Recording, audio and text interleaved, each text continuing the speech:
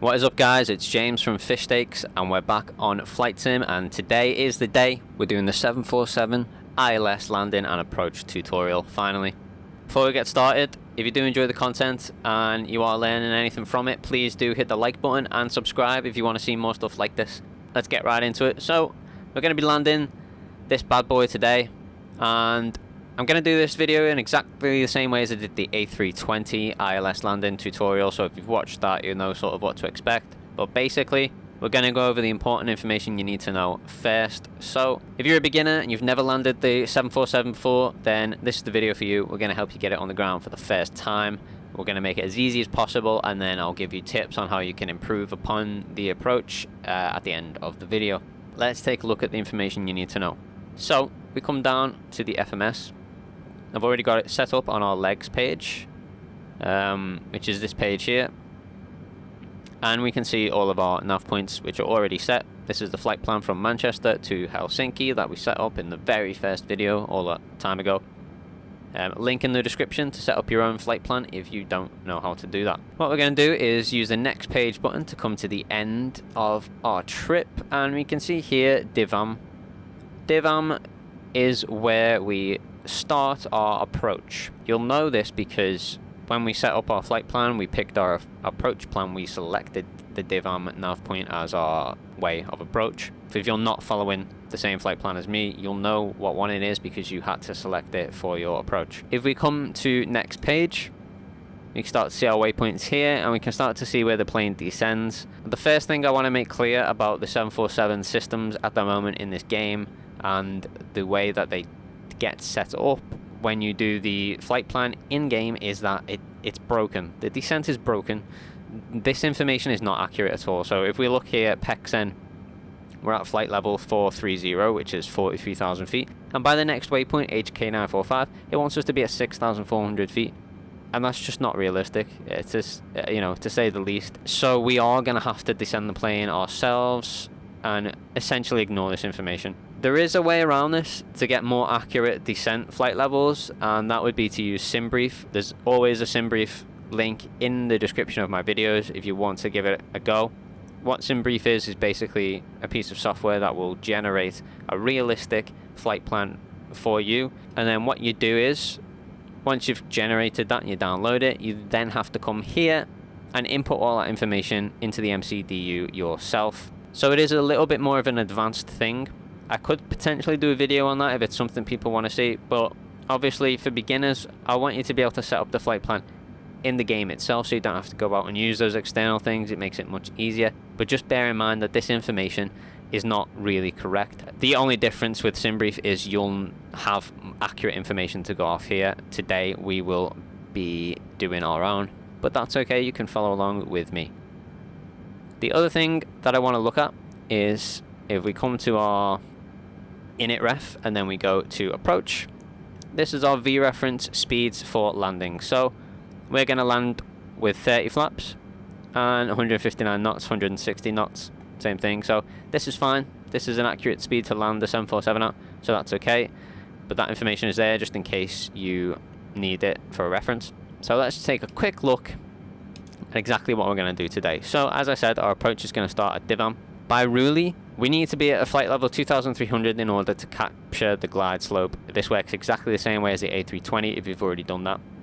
So what we're going to do is make sure that we're at 2,300 by this point. By MPEV is probably where we're going to capture the glide slope. It happens quite late in the 747, but we need to be by 2,000. We need to be at 2,300 by the time we hit Ruli anyway. So what we're going to do today, guys, is I'm going to get us down to 10,000 feet for Divam, and then so probably around Aptug I will start to monitor the descent myself into Divam. Hopefully we'll be around 10,000 feet by the time we hit Divam, and then from Divam we'll start a descent to 2,300 feet, which we should hopefully hit at around this point where we need to be, and then we can capture the glide slope and bring the plane in for landing. So without further ado, I'm going to get this thing in the air and I will travel to Aptug en route to Divam, and I will see you there and let you know exactly what we're going to be doing. Okay guys, we have just passed the Aptug waypoint, and what I'm going to do is take over manual control of the speed first of all. I'm going to put that to about 250 knots, and I'm going to start our descent to 10,000 feet. You might notice a couple of extra waypoints on my journey. That is because my game crashed and I had to load up mid-journey, so I've just loaded myself up at the Atc waypoint. But don't worry about that, it's still the same. It's still the exact same distance for you, so at Atc you do also want to start your descent to 10,000 feet. So we're going to hit A on that, and the plane is going to start to descend. If you just check my FMS, just for your reference, here's div here, where we want to be at about 10,000 feet now.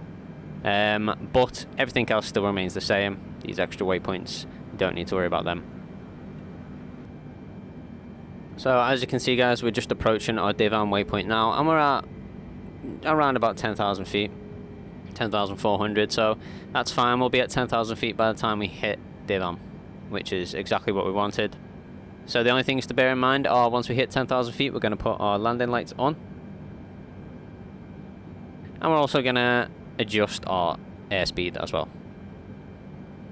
One thing I'm going to do at this point is change our rangefinder, because our runway is now less than 80 nautical miles away. So I'm going to set us to about 40. This gives us a wider view of exactly what we're doing here. So we have hit 10,000 feet near enough, so what I'm going to do now is put the landing lights on up here. I'm going to put all 4 of these on, and we're also going to put our runway turn lights on as well. Now what we can do is begin to slow the plane down, so we're going to adjust this from 250 knots to 230 knots. So we're at 230 knots, we're at 10,000 feet, we're just approaching div. You might want to pay attention here now for your flap settings, but that will come into more of an effect once we start to descend. But essentially, the settings you want your flaps at will appear on the side here by your speed, so you'll know exactly what to set them at. So we're hitting div now. I'm going to start the descent to 2,300, get that going nice and early so we don't get caught out for our first landing. And we can, of course, monitor this. Make sure we don't descend too fast if we need to. Alright, what I'm going to do is get ready on the flaps. Bring them back a notch. So just help slow the descent even more. And once we reach about 7,500, I am going to slow the plane once again to around 180 knots. At 8,500 now, so at about 1,000 feet I will be slowing down the plane. Now you might remember in the A320 we had to hit an ILS button to activate the ILS systems. In the 747 you don't need to do that, they will activate on their own automatically, but you do need to make sure that you have this map informations mode set to either map or approach, otherwise your ILS settings will not load up. So map or approach, I like to leave mine in map. If you've got yours in map, that's fine, and you can leave it there. We do need to slow the plane down though. We've passed 7,500, so I'm going to slow us down to 180 knots. So 180 there, we're slowing down now, and we need to keep an eye on our flap settings for sure, because they are about to come into effect. At about 6,500, in fact we've passed that. I'm not paying attention. I'm going to drop it all the way down to 160, which will be our landing speed for today. I also need to get on the flaps very quickly. So 160, and we're going to drop the flaps back to, I think it was 5. Yeah, and 10 is coming up. So what we're looking at is this number here, and obviously the 10 is rising there towards our speed, so we are going to drop back again to 10, and 20 is approaching. So we will drop to 20, and you can see 25 there, and then 30 is our V reference, which is what we'll be using to land today. So as soon as we get up to there, we can set our flaps back, and then we don't have to worry about our flaps, and we don't have to worry about our speed for the rest of the journey. Now we needed to be at around 6,400 by the time we hit HK, which we're at about now, and we're at 5,700, so we are under the altitude that we needed to be at, but that's okay. Like I said in the A320 video, for your first landing, you're much better off being too low than too high, because if you're too high, you're going to overshoot it. It's better to stay lower if you're going to do anything at all. So we can probably throw our flaps to 25 there.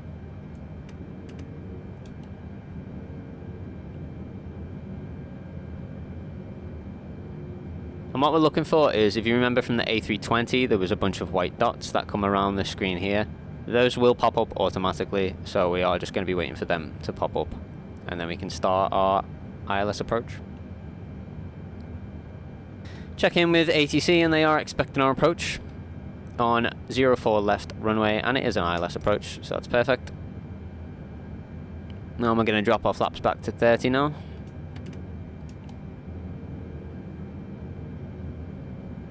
And here we go, our ILS systems have popped up. You can see the dots, and our good friend the magenta diamond is on the left here. So if you remember from the A320, what we want is our magenta diamond to move into this middle line here. Once it reaches this middle line, we can hit our localizer button, and then we'll get a magenta diamond at the top here that will move down to this center line, and then we'll hit our approach button. In the 747, your localizer and approach mode button are placed here just next to the altimeter, one on top of the other, which is perfect. Nice and easy. Don't forget, around 2,500 feet is when we will drop our landing gear. So we're going to actually do that now. And the gear comes down, and we're going to set our auto brake to max, just because the 747 is a very big plane, it's a very heavy plane. I want to get it stopped as soon as possible. One thing to note in this plane, unlike the A320, is we can't land with the auto throttle on, so before we do land, we will be turning the auto throttle off, but I will let you know when we do that. So we are coming into our approach now. Our flaps are set, our speed brake is armed, landing gear's down, auto brake is on, landing lights are on. It's just waiting on those magenta diamonds now. Okay, we can see our magenta diamond is moving, guys. So this is the good bit. Remember, once it gets to that middle line, we're going to hit our localizer. Until then, taking those wonderful views of Helsinki that we've seen a million times now. By the way, if you guys are flying to anywhere else in the world, let me know. Let me know where you're going.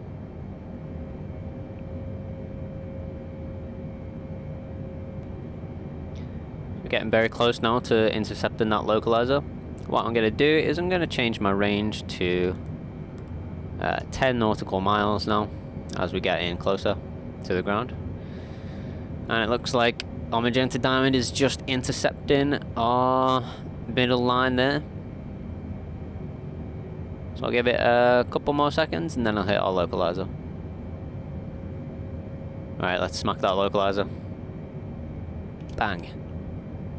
Localizer is on, and all that's left now is to wait for our top magenta diamond to reach this middle line, and then we'll be hitting our approach mode button, and then it's the good bit, it's time to land. We've got visual confirmation there of the runway, and we are still just waiting now on our glide slope.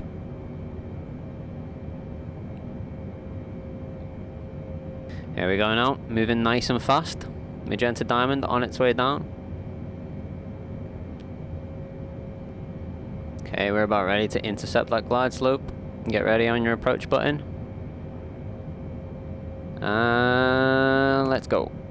Hit the approach mode, your localizer goes off, approach mode comes on, and the plane begins to descend. Right then, guys, so, same as last time. A and B together will idle the throttle. We're going to hit Y to disengage autopilot. I think we did it around 500 feet out in the A320, so we're going to do the same thing. 500 feet out around there, we'll disengage autopilot. We will idle the throttle over the threshold of the runway, and then it is flare the aircraft at around 20 and hold B for your reverse thrusters.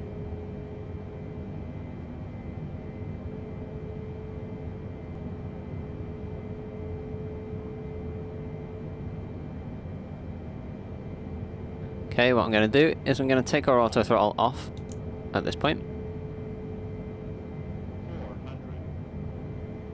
Hit our caution warning button.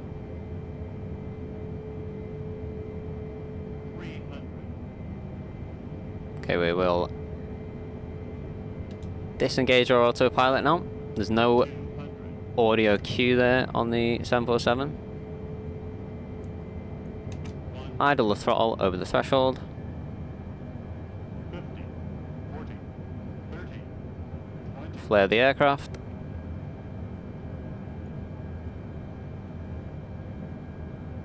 And any second now. Reverse thrusters. Push forward on your yoke to make the nose stay on the ground there. And as we hit 60 knots, which is now, we will idle the throttle again. Give ourselves a little bit of juice there. And there is our taxiway. We can taxi off the runway.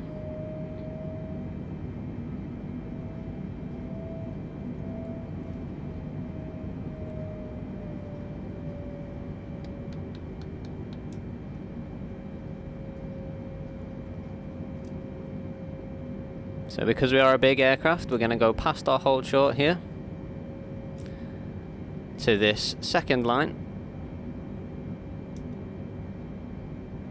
The yellow line here.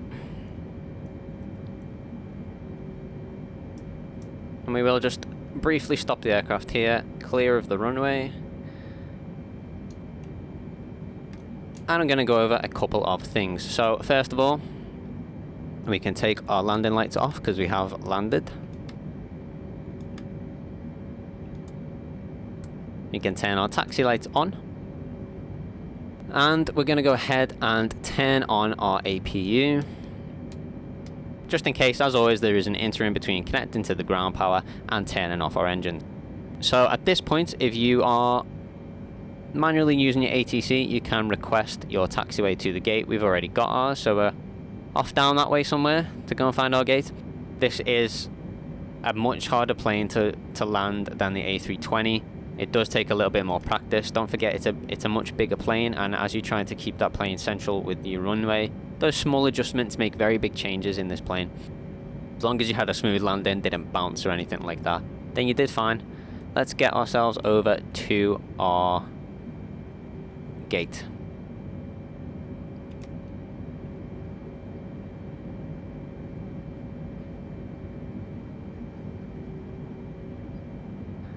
What I will do, as always, is speed this process up because it looks like we've got quite a ways to go to our gate today.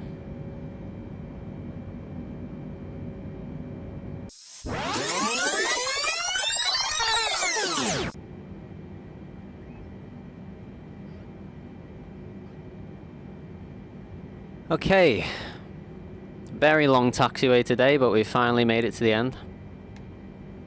That was quite a journey. So what we're going to do here is hit our warning lights. Obviously at this point we're going to get our APU generators on, just in case. We didn't need them, but you know, it's fine, have them on anyway. Connect to the ground power, and what we're going to do is shut off our engines. 4, 3, 2, 1. I'm going to come up here, get these off.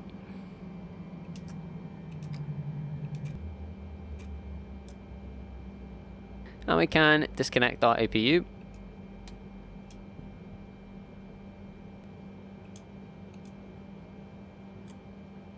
Battery doesn't need to be on. We have arrived. We're at Helsinki. That's it. Your first 747 ILS landing is done. As always, once you've reached the gate, you can go to your ATC and they will have given us a ground number to connect to. So contact ground on 121.65. 121.65, we connect. And then if we come to our ground services, we can request any and all of our ground services. Here, I like to do the jetway connection because it's like the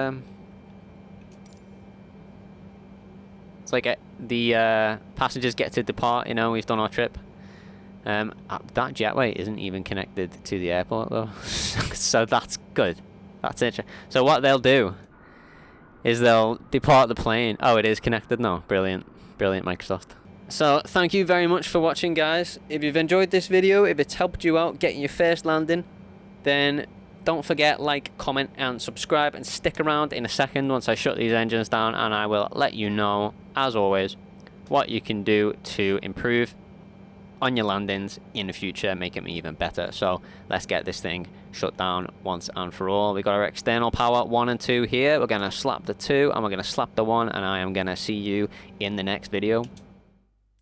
As always, I am going to quickly run over a couple of things you can do to improve this process in the future. So first thing, manual takeover. Today on manual takeover, which is when we disengage the autopilot, this happened at around 500 feet. Ideally, you want to do this at 1000 feet. So, next time you try to land the 747, maybe do your manual takeover at 700 feet, and then back it up again, a couple hundred feet each time. Once you've got it at 1000 feet, and you're comfortable with that, it's perfect. Second thing, idling the throttle. Today we idled the throttle at around 90 feet. The ideal place to do this is 30 feet. So, the higher up you are when you idle the throttle, the longer the plane has to slow down, which obviously makes for a smoother landing. The downside to idling the throttle is that this can cause the engines to stall. So, the shorter distance from the air to the ground that you idle the throttle, the better this is, and the safer this is. So, we want to try and do it at around 30 feet. Next time you try to land, maybe go for 60 feet, 40 feet, and once you hit 30 feet and you're comfortable with it, it's perfect.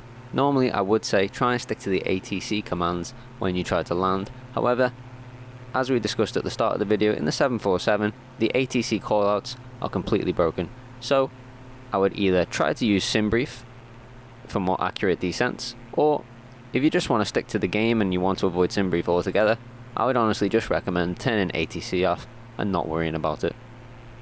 And that's pretty much it, guys. Thanks for watching. See you next time.